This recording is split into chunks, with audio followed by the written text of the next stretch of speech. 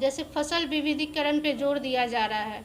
जैसे जो मेन हमारा फसल है, जैसे इस हमारे दरभंगा का जो मुख्य फसल जो उद्यानिक फसल है मखाना, उस पे किसानों को जागरूक किया जा रहा है कि आप तालाब के अलावा जो भी फील्ड है जिसका जो डेप्थ होता है, गहराई 1.5 से 2 फीट तक, आप उसमें भी मखाना लगा सकते हैं।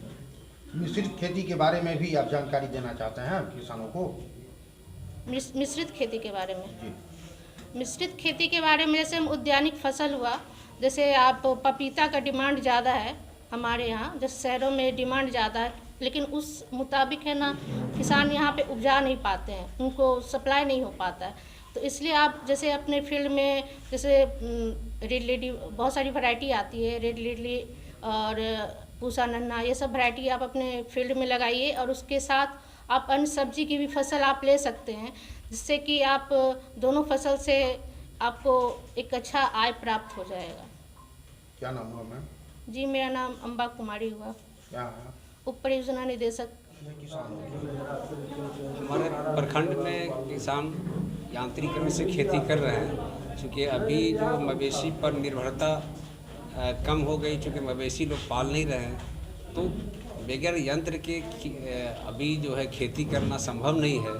तो हमारे पास किसानों के पास है भी, और जिन लोगों के पास नहीं है उनके लिए भी सरकार नई तरह की वो योजना ला रही है और उसमें कुछ सुविधा दे रही है। जैसे मैंने अपने इसमें बताया था कि वो सुविधा का मतलब यह है कि किसानों को अप्लाई करने 20,000 तक के कृषि यंत्र पर किसी तरह का कोई पेपर जैसे कि एलपीसी, ज़मीन रसीद, ये सब चीज़ की आवश्यकता नहीं होगी, और उससे ऊपर वाले में रसीद या एलपीसी दोनों में से कोई एक की आवश्यकता होगी। इससे किसान बहुत ज़्यादा लाभान्वित होंगे। इससे पहले क्या था कि किसी भी तरह के यंत्र को, किसी भी तरह का यंत्र लेने पर उसको ज़मीन की रसीद या एलपीसी की आवश्यकता होती थी, देना पड़ता था, जो बहुत कठिन था, क्योंकि एलपीसी बन नहीं रहा था यहाँ। तो इसको देखते हुए सरकार ने ये निकाला है किसानों के लिए, सुविधा के लिए, कि 20,000 तक के कोई भी कृषि यंत्र पर अनुदान देने पर उसको किसी तरह का कोई पेपर, रसीद या एलपीसी की जरूरत नहीं पड़ेगी। इससे किसान हमारे ज़्यादा से ज़्यादा लाभान्वित होंगे। ये कार्यशाला का आयोजन यहाँ पर किया गया है, तो आधुनिक खेती में रसायन की मात्रा कितनी होनी चाहिए खेती में, और जैविक खाद का उपयोग हो, उसके लिए आपके द्वारा क्या किया जा रहा है?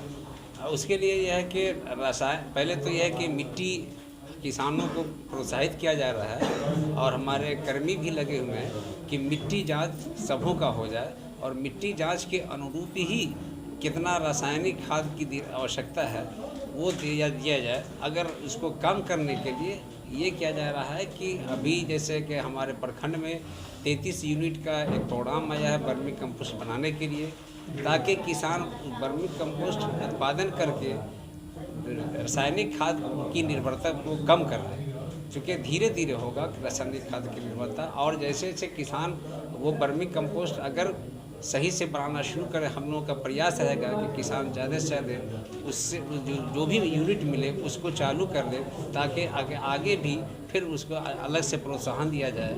साथ में जैविक के लिए जो है, जैसे कि ढैचा या फिर आपको मूंग, ये सब भी सरकार बीच बीच में योजना लाती रहती है कि हरी खाद के रूप में, ताकि रासायनिक खाद पे निर्भरता कम हो, और इससे जो है किसानों को आर्थिक लाभ भी होगा, कम बचत, मतलब कम पूंजी में उसकी खेती अच्छी हो सकती है। आय कैसे दूना होगा?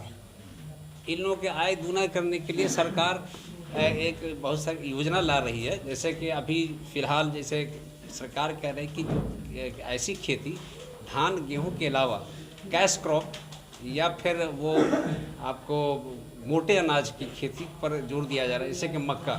अभी हमारे यहाँ कहा जा रहा है, अभी सरकार के द्वारा आया है ये, कि आप मक्का की खेती को बढ़ावा दें, ताकि उससे आपको ये लाभ मिलेगा, उससे आपको ज़्यादा से ज़्यादा फ़ायदा कैश क्रॉप के रूप में है वो। और साथ में जैसे कि मिलेट जो भी है वो भी, उसकी भी करें, और उसके साथ जो आपको उद्यानिक फसल है या फिर पशुपालन है, ये सब किसानों को क्या जा रहा है कि इसके साथ साथ आप ये सब चीज़ भी करेंगे, जैसे उद्यानिक फसल के रूप में कुछ बागीचा लगा लेंगे, या फिर वो आप एक जो अभी योजना आई है जल जीवन हरियाली में, उसके तहत भी आप 1 एकड़ में आप थोड़ा तालाब भी खन ले और वो एक किचन गार्डन टाइप से बना ले, ताकि आपको हर तरह से धीरे धीरे वो आपकी आमदनी को बढ़ावा। सिर्फ धान गेहूँ करने से हमारी आमदनी नहीं बढ़ेगी, विविध तरह के फसलों को अपनाने से ही, या पशुपालन भी जोड़ देना पड़ेगा थोड़ा, कि उस सब करने से हमारी आमदनी दुगुनी हो सकती है। जैसे अभी आपने बताया कि एक मोटा अनाज, उसी तरह से काला गेहूं की खेती भी इस प्रखंड में हो रही है, उसको प्रोत्साहन देने के लिए आपके द्वारा क्या किया जा रहा है? काला गेहूँ अभी तो बहुत कम लोग की है, नहीं के बराबर है। इसके लिए हम लोग कोशिश कर रहे हैं, क्योंकि इससे बहुत सारे फ़ायदे हैं। एक मतलब ये कि मेडिसिनल फ़ायदा है, जो बहुत सारे लोगों को जैसे शुगर है या ब्लड प्रेशर है, इससे जो है ये इसको खाने से इसमें कमी आती है। तो हम लोग इस बार सोचे हैं कि ज़्यादा से ज़्यादा इसको प्रसार करके, ताकि इसका रेट भी, वैल्यू भी ज़्यादा है, ताकि किसान की आमदनी भी हो सके। तो हम लोग कोशिश करेंगे इसके लिए। क्या नाम? आज कार्यशाला में हम यहाँ उपस्थित हुए। सरकार का ये अभियान है कार्यशाला चलाने का, साल में 2 बार, लेकिन न कोई प्रचार प्रसार किया गया, न कहीं कुछ ब्लॉक से पकड़ के यहाँ बैठा लिया गया।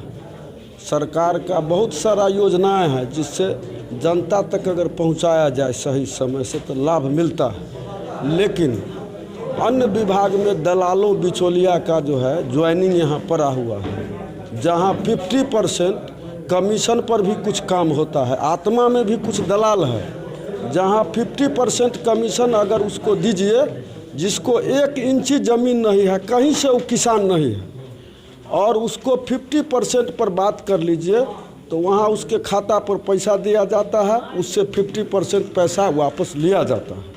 अभी जो आप यहाँ पर जो आए हैं, रवि कार्यशाला है, जी जी, आधुनिक खेती के बारे में जानकारी दी जा रही है, उसका कितना आप लोग लाभ उठाइएगा, उस पर हमको जानकारी। अभी तो वो आए हैं, सिर्फ बोले हैं जो ऐसे ऐसे करना है, तो अब किसान से उनके बीच डिस्कस होगा।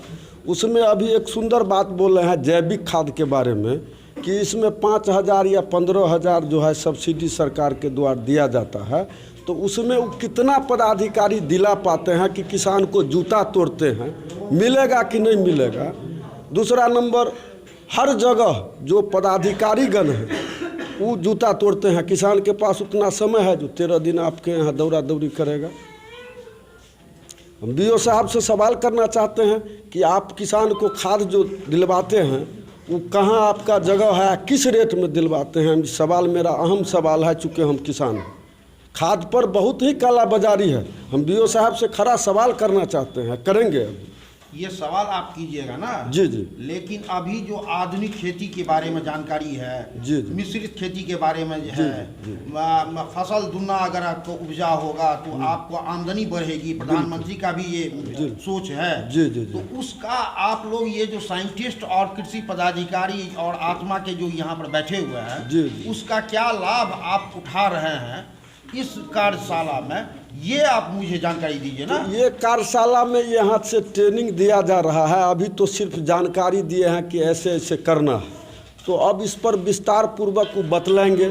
हम किसान उसको जो है सो उस पर मंथन करेंगे। जो एक्टिव किसान होंगे उस लाभ किसान लेंगे, लेकिन जो सरकार के द्वारा, प्रधानमंत्री मोदी जी के द्वारा जो दुगुना आय का बात उठ हो रहा है, वो कहीं न कहीं हवाई है, फ्लॉप है। किसान जो ट्रेनिंग करके आए हैं ये लोग, उनको मालूम नहीं है धरातल पर जो किसान खेती करते हैं, हम जो करके दिखला देंगे वो एको गो से नहीं होगा। इस बात का चैलेंज। क्या नाम हुआ? नीरज कुमार यादव। कहाँ से आए? ग्राम मकसूदपुर, पौराम पंचायत से हैं।